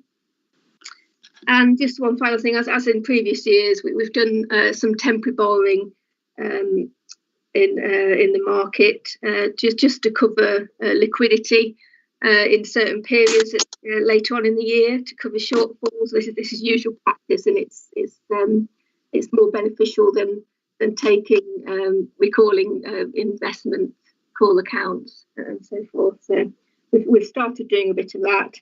And no debt rescheduling has been undertaken or any prudential limits breached in the period either. Before I end, I just want to finish with a couple of issues that have arisen in the last couple of weeks that's not in the report. Firstly, you may have heard that London Borough of Croydon issued a Section 114 notice last week. We do have an investment exposure to London Borough of Croydon of £5 million. That's due to mature in August next year. So I really just wanted to put members at ease and give them assurance really that we don't see that as a concern for non-repayment of that loan. This isn't a credit risk at all really. The councils are on our lending list with the lowest risk levels, which means they've got the highest limits. And Section 114 does not mean that a council is going bankrupt or unable to pay its. It means that it's unable to set a balanced budget for the year, which is going to take measures to try and do that. Part of those measures is to restrict expenditure essential, and what's classed as essential is repaying their debt. But there's no concern there about non-repayment. It's more reputational risk really. And Link has also given that assurance that they don't expect that to happen, and they still expect councils to be on the lending list with the lowest risk possible. And the second thing was announced yesterday. I mentioned the result of that PWB consultation was announced with the spending review yesterday, and the result is that the PWB will no longer lend to councils who have undertaken any commercial activity investment purely for return, or have an intention of doing that in the next 3 years. So they're restricting their lending to councils who have done that or are planning to do it. And also they will be reducing interest rates back down by 1% again. You might recall that they increased interest rates across the board last October, October 19, by 1%, and now they're taking that increase away, and then that is effective today for any councils that haven't got any of that commercial activity. So that's good news for Lincolnshire really, because we waited to do any borrowing based on whether they would do that or not, which they have. It means that rates are now today for 50-year borrowing is just 1.5%. Historically low levels now. It's never been that low before, I don't think. So when we want to take our borrowing, and it will be cheap to do so. So that's really all I've got to say. So welcome any questions anyone has. Thank you. Great, thorough report. Thank you. Ray, any people putting forward to speak? Not at this time, Chairman. Okay. Can I just ask, the list, which I've never looked at in detail before, of local authorities that we're lending money to, albeit on a short-term basis, is quite considerable. In fact, some local authorities, I think Corby's one of them, has come back for second dibs, as it were, asking for a second tranche of money. How much has this increased from what it, let's say, usually was, to about 28 or 29, I counted them quickly, local councils that are borrowing money from us? Yeah, it has increased significantly in the last year. To give you an example, that the latest MHCLG figures for local to local lending to each other was £11 billion at March 20, and the previous March it was £9 billion. So it has increased significantly, and it's due really to the banking sector market really collapse. Need to offer any yields for any money in the market, so they're offering very low yields, and the councils have stepped up they want to continue to borrow and lend for their plans. So they've continued to offer, market yields. So and it's become more prevalent in the last year due to COVID measures, really, and the impact of COVID in an artificial market. So yes, it's increased. We've got about 170 million. If you look at the list of lending to locals at a week ago, I think 170 million and 30 million committed for future lending. So it represents about 50% of our total portfolio now. Okay. Can I just ask, you partly answered it by mentioning 30 million spare, as it were. What is the underlying principle as to how much we're prepared to lend? How much we're prepared to lend to each counterparty is all driven by... in total. Oh, in total. Just to locals, do you mean, or in general? Okay, both. But you said that 170 million committed, 30 million available. Okay, where does that 30 million come from? That 30 million is not available. It's pre-committed forward lending, as it were. Okay. So at the point in time, I've got 170 million lent with another 30 promised at a future date to be lent to locals. So that's what I meant by that. But the actual total lending is driven by cash flows. I don't leave any cash in the bank. It gets lent out somewhere to diversify and sort of thing. And so that's driven by the cash flow level. Okay. And hence we've got a large amount of cash. And then who I lend it to and at what limit is driven by the annual investment strategy, where we set our limits for each counterparty. And the limits for locals are 20 million per local for the maximum of 2 years. So that's a limit I've got for each local that determines, who and when we lend to them. Okay, thank you. Any more questions, Ray? Yes, Chairman Andrew wants to come in to provide further details on Croydon, and also got Councillor Mark Whittington who wishes to speak. Okie doke. Andrew and then Mark. Yep.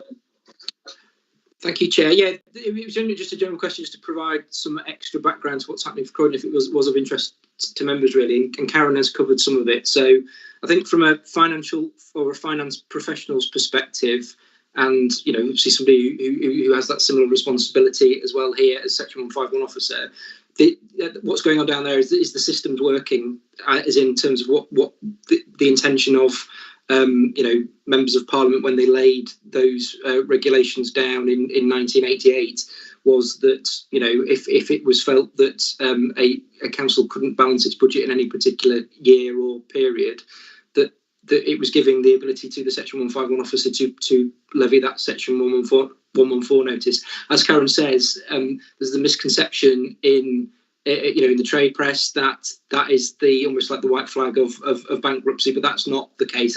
This is specifically a piece of legislation to stop that happening, and to technically a local government body cannot go bankrupt because of that particular legislation. So what's happening down there at the moment is they're in that 21-day period at the moment where there is the consideration of that Section 114 notice.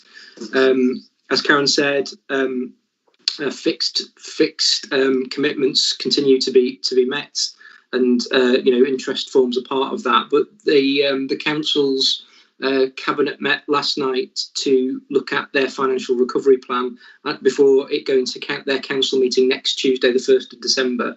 You'll have seen possibly in the press that they've applied to the government for a capitalisation directive, which is something similar to what happened to stabilise Northamptonshire.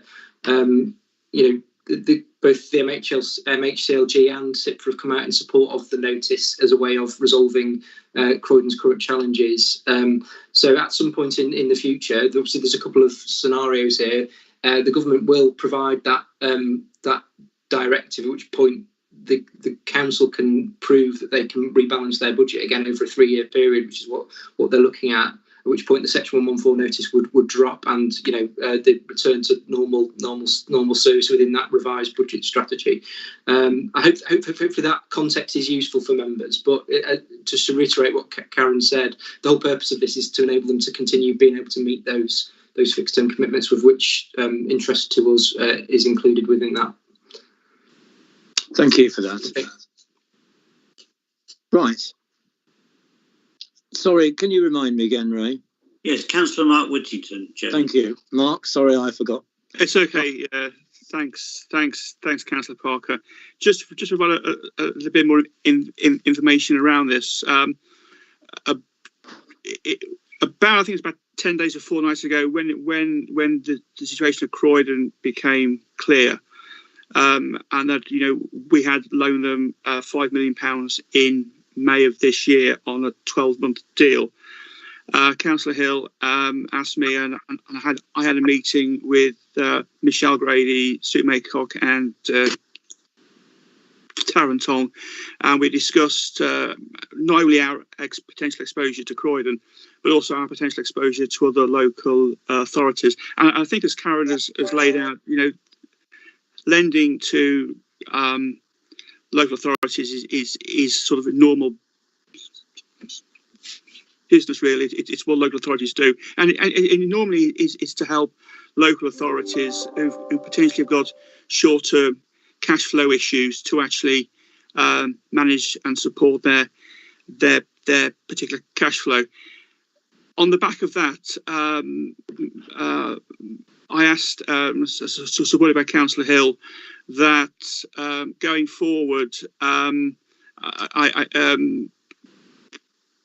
Karen prepared a report detailing our full exposure to local authority lending, amounts we've lent out. And Councillor Hill has asked me to sort of include this now within my sort of responsibilities as a support councillor. So I'll be liaising quite frequently now with the team around our exposure to local authorities. Thanks, Mr. Chairman. Thank you.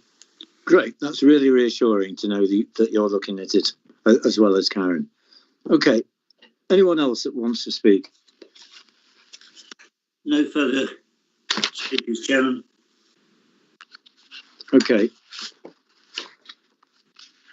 So, what action required? The report is noted and any comments to be passed to the Executive Councillor for Resources and Communications. So, firstly, I guess Nick has noted any comments. And secondly, do we agree to note the report and that comments be passed on to the Executive Councillor for Resources? Can everybody indicate, please, in favour of that proposal? Any dissensions? No. Okay, then I think that means that the report is noted and agreed. That's the main substantive item, the end of substantive items. Items for information only. You'll notice that future meetings after the December one are pretty crowded, January and February in particular. We will have to have a discussion as to whether or not it's potentially likely that we will have to meet in the afternoon, but I want to avoid that if at all possible because of district council commitments. But we have got a busy period after the next meeting up until we finish in March. Is there anything you want to add, Nigel, to comment on the future work programme? No, Chairman. I think you've covered it there. I think perhaps worth reminding councillors that we are trying to find a new date for the March meeting. I think you mentioned that in your announcements in any case, to bring it forward to avoid the pre-election period. But other than that, I think you've covered it there. Okay, fine. Unless anybody wants to make a comment on that information only paper. No. Okay, I'll close the meeting. Thanks everybody for your attendance. Not good.